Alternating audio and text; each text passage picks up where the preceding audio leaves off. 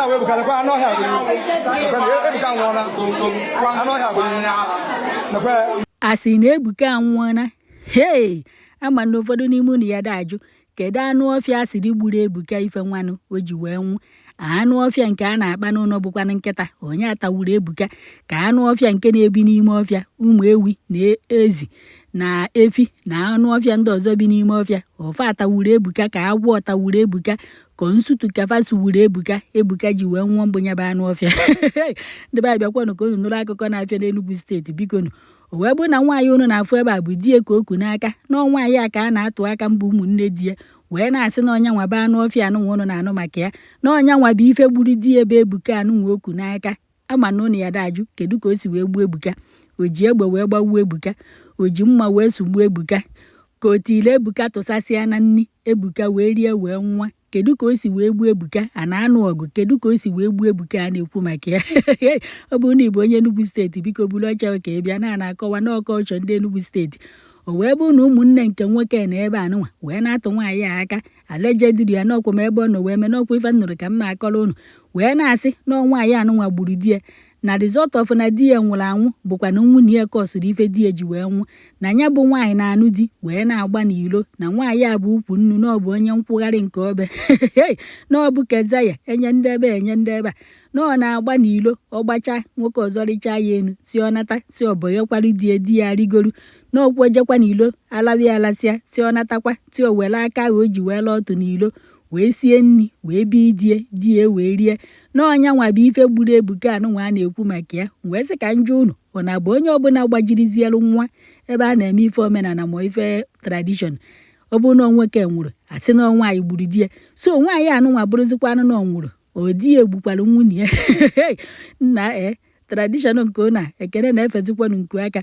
Ofu onye nọ na kọmentị wee na-asị kedu ka a ga-esi wee marụ nọọ maka na nwaanyị a na-agba n'ilo ka di ya ji wee nwụ na nwoke anụnwa unu na-afụ ebe a na unu ama na agụụ na-agụ ya na ọchịchị ịtụrụmgbu anụnwa na o nwekwa onye o fevoro na nwoke anụnwa na unu ama na o nwere ọya ọ na-aya na ọ na-aya BP ka ọ na-aya low BP ka ọ na-aya ọya shuga na ọya kakwọ nkụ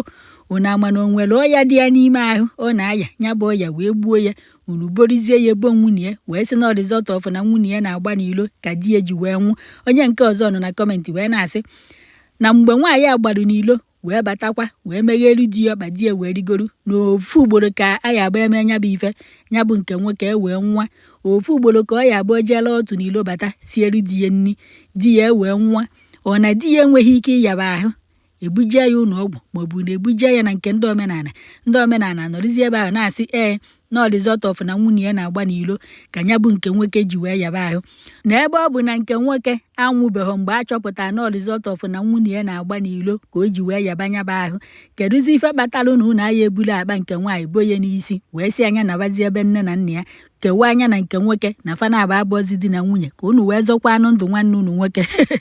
ka ọ na-aba agwacha ya na nwunye ya na-agba n'ilo na ọnya nwa na-aya ya ahụ ọ natakwa nwunye esikwa n'ibi ya orie nwunye pụkwa n'ilo jeelakwa otu n'ilo ọ pụtakwa megheri ya ọkpọ rigorukwa na ya bụ nke nwoke ọ chọziri igbu onwe ya ka ọ na ọmahụ na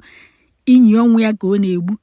n'ụdị ife anụnwa na-achọpụta na ya bụ nwoke na-aya ahụ na the best thing to do bụ gịnị ịgbasa di na nwunye ahụ a na-asịzi na ex-husband na ex-wife onye ọbụla na nke nwoke adụghị na ya bụ ọya nwere onwe ya nke anụnwa unu gba nkịtị ọyagide nwa unu na-atụzi nke nwaanyị aka si na result of ịgba n'iro obi ife gburu di ya. Ụfọdụ nọkwa ebe a na-asị na ebubo ka a na-ebo nke nwaanyị na si kedu ebe nke nwaanyị sara asịsa wee na-asị na ọgbaru n'ilo na ọnya nwa bụ ife kpatakwanụ di ya ji wee nwụ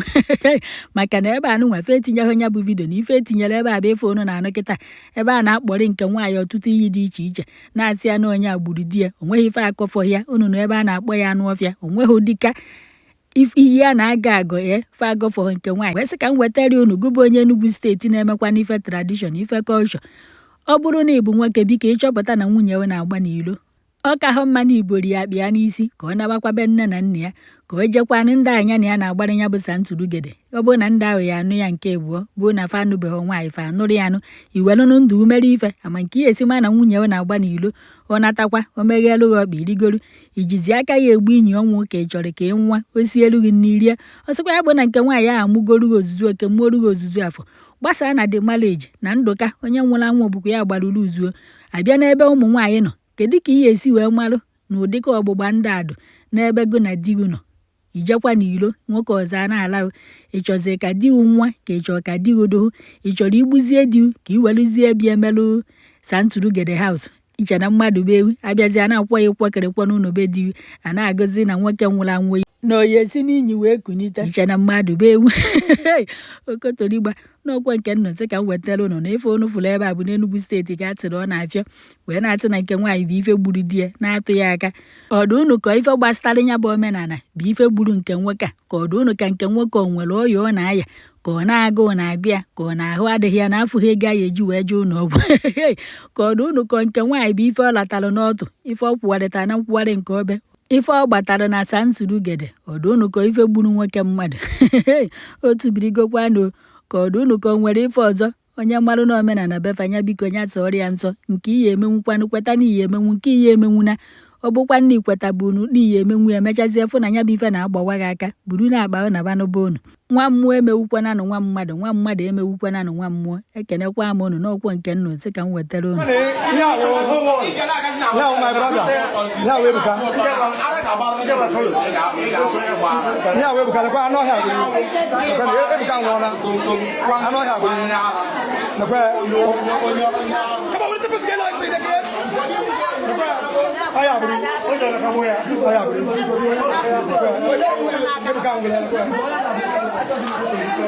How are you?